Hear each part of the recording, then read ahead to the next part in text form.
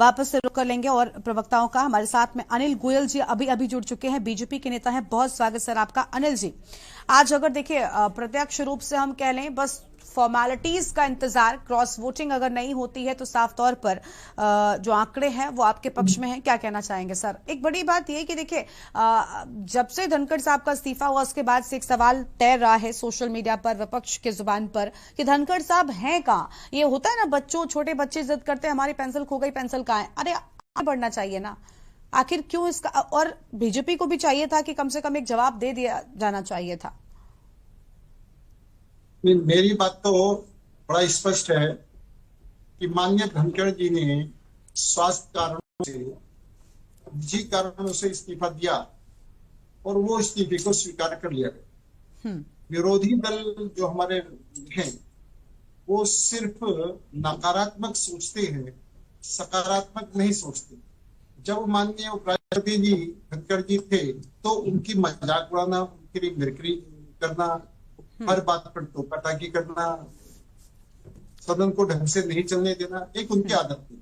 और अगर उन्होंने रिजाइन दे दिया तो उन्होंने पूरी तरीके से पाला बदल दिया। तो इसलिए वो उनका काम है। हमारा काम है कि आज हम चुनाव में गए हुए हैं और चुनाव में अपने प्रत्याशी को अधिक से अधिक वोटों से हम उनको जिताएं। और उसके लिए हमने निश्चित तौर पर अपने ही दल नहीं, जो विरोधी दल भी है उनके नेताओं से भी, जो तटस्थ दल है उनके नेताओं से भी संपर्क स्थापित करके हमने उनसे समर्थन मांगने का प्रयास करा है। जैसे एक लोकतंत्र में चुनाव का होता है, ये हर का हक है कि अपने वोटर के पास जाए, उनसे संपर्क करे, अपनी नीतियां रखें। आज हमारे राज्यपाल, जो हमारे उपराष्ट्रपति उम्मीदवार हैं, वो वर्तमान में राज्यपाल हैं। इससे पहले भी 2 जगह के वो राज्यपाल रह चुके हैं। उनको प्रशासनिक अनुभव है, दक्षिण भारत से आते हैं, किसी समाज से आते हैं। ठीक है। और निश्चित तौर पर सबको साथ लेकर के चलना उनके अंदर क्षमता है। सदन को कैसे चलाया जाता है, कैसे नहीं चलाया जाता, उस विषय में उनको पूरी। चलिए, अब ये क्षमता तो उनकी आने वाले वक्त में बेहतर तरीके से देखने को मिलेगी। सर मैं लौटूंगी और मेहमान भी है थोड़ा। ठीक है यश जी प्लीज, यश जी प्लीज लौटेंगे आपके पास में। अनिल गोयल जी का रुख कर लेंगे, अनिल गोयल जी का रुख कर लेंगे। वो सिर्फ बीजेपी के उपराष्ट्रपति नहीं थे, देश के थे सर। ठीक है अनिल जी, आप कुछ कहना चाह रहे हैं, बोलिए। ये मैं कह चुका हूं, आप उनको समाजवादी पार्टी तक। ठीक है यश जी प्लीज, ये दोहरी बातें मत कीजिएगा। यश जी प्लीज, भारती आप चुप हो जाओ, आपको सुन रहे थे, मेरे बोलने दो। अनिल जी बोलिए, आप बोलिए। नहीं, मैं आपसे थोड़ी बोल रहा हूँ, मैं तो गरिमा जी से बोल रहा हूँ जो मेरे लिए बोल रही है। ठीक है यश जी, मैं वापस आऊंगी आपके पास में, प्लीज टाइम मत वेस्ट कीजिए। यश जी शांत हो जाइए, अनम्यूट कर दीजिए यश जी को प्लीज। करने दो, विपक्ष को अपना काम करना चाहिए।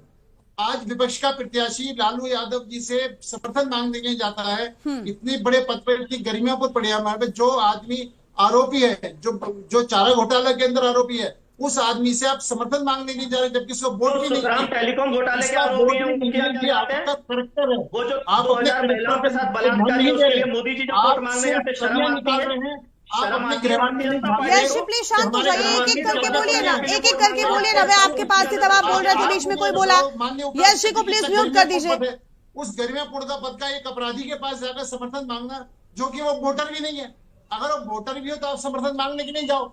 ये आपका इस तरह पार्टी के राष्ट्रीय अध्यक्ष है, गंभीरता से पार्टी के राष्ट्रीय अध्यक्ष है, नियम अनुसार है, नियम अनुसार आपत्ति है ना संविधान मानने में, आपका चुनाव, आपको आपत्ति है ना संविधान मानने में, आपको तकलीफ है ना संविधान मानने में। आप अपने लोगों के पास कहीं जा नहीं रहे हो, और हम अगर जा रहे हैं और अपनी मेहनत करें तो आप अपने लोगों के पास ही चले जाइए, धनखड़ साहब के पास चले जाइए बेचारे। ठीक है अनिल जी, ठीक है मैं लौटूंगी आपके पास में।